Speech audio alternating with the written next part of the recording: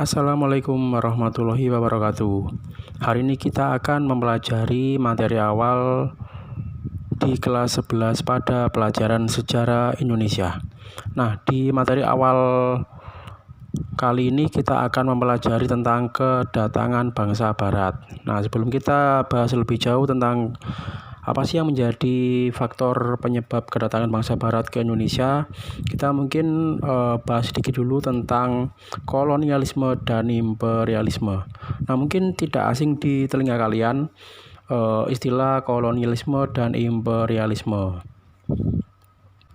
Kolonialisme itu adalah sebuah penguasaan suatu wilayah dan rakyatnya oleh negara lain yang bertujuan memperluas daerah jajahan. Jadi kolonialisme ini bisa diartikan sebagai penguasaan daerah tertentu untuk bertujuan memperluas daerah asalnya.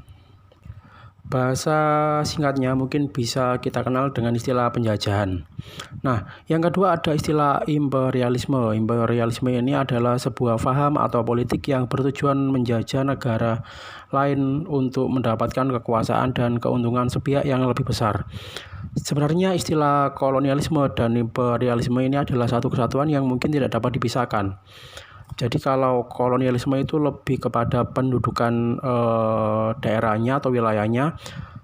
Kalau imperialisme itu adalah penanaman paham atau politik yang bertujuan untuk mencari keuntungan sebanyak mungkin. Jadi bisa kita artikan secara sederhana, imperialisme ini adalah penanaman paham atau aturan ketika suatu daerah sudah dijajah oleh daerah lain. Jadi sebuah kesatuan antara kolonialisme dan imperialisme ini.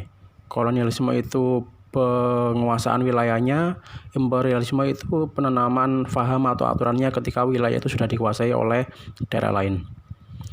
Baik, langsung saja selanjutnya kita akan membahas tentang faktor kedatangan bangsa Barat.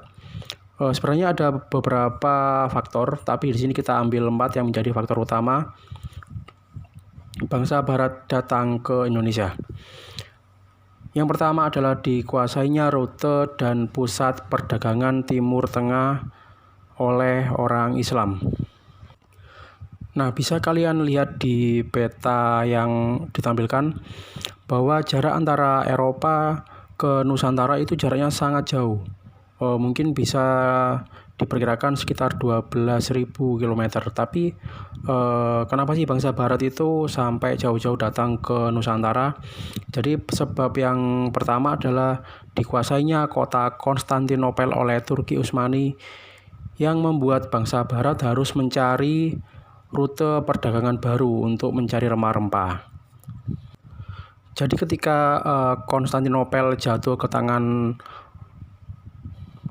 Turki Utsmani, ini membuat bangsa Eropa harus mencari rute perdagangan baru untuk mendapatkan rempah-rempah. Karena kalau mereka membeli di wilayah yang dikuasai oleh Turki Utsmani ini, harga rempah-rempah itu akan sangat mahal. Jadi mereka berusaha untuk mencari rempah-rempah ke daerah asalnya.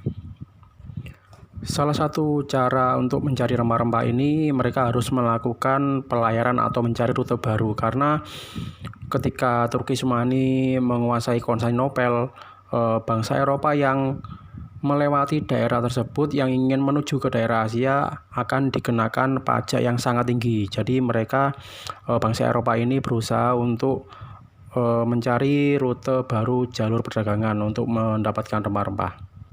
Yang kedua adalah adanya kemajuan di bidang ilmu pengetahuan dan teknologi, yaitu dengan ditemukannya kompas dan peta yang sangat penting bagi dunia pelayaran.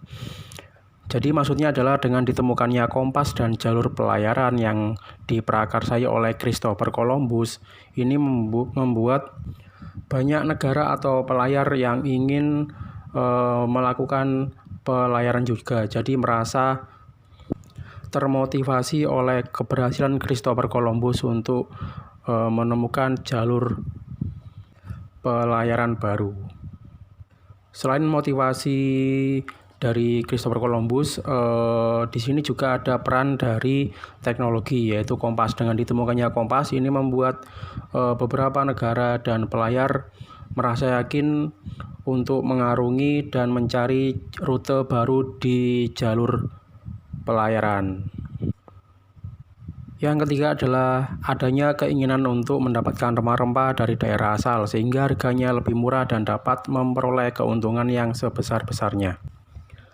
Nah, rempah-rempah ini merupakan komoditas perdagangan utama yang sangat laku di pasar dunia, terutama di Eropa pada saat itu. Kenapa rempah-rempah menjadi komoditas perdagangan utama yang sangat dicari pada saat itu? Di sini karena memang rempah-rempah ini sangat dibutuhkan di daerah barat. Hal ini dikarenakan rempah-rempah bisa berfungsi untuk mengawetkan berbagai jenis makanan, dan yang kedua bisa digunakan atau diolah menjadi minuman atau makanan yang bisa menghangatkan tubuh. Karena seperti kita ketahui bersama, iklim di Eropa itu cukup dingin. Jadi mereka pasti membutuhkan bahan-bahan makanan dan minuman yang bisa membantu mereka merasa jadi lebih hangat. Dan seperti kita ketahui bersama juga, rempah-rempah ini memiliki kandungan-kandungan yang bisa menjaga imun dan daya tahan tubuh. Seperti ada jahe, jeruk nipis, dan lain sebagainya. Bersyukurlah kita yang tinggal di daerah Indonesia, karena di sini rempah-rempah bisa kita dapatkan dengan harga yang cukup murah. Jadi daripada kita meminum minuman yang memiliki pengawet dan pewarna yang kurang sehat bagi tubuh, mungkin rempah-rempah ini menjadi solusi atau opsi terbaik yang bisa kita ambil. Dan tentunya bisa kita konsumsi setiap hari. Dan yang terakhir adalah adanya keinginan untuk menyebarkan agama Nasrani ke daerah-daerah yang dikunjungi. Jadi menyebarkan agama Nasrani ini merupakan tugas suci yang dibawa oleh bangsa Barat, di mana mereka harus menyebarkan agama Nasrani di daerah yang diduduki atau dikunjungi. Nah, faktor kedatangan bangsa Barat ini juga bisa kita kenal dengan istilah 3G, yaitu Gold, Gospel, dan Glory.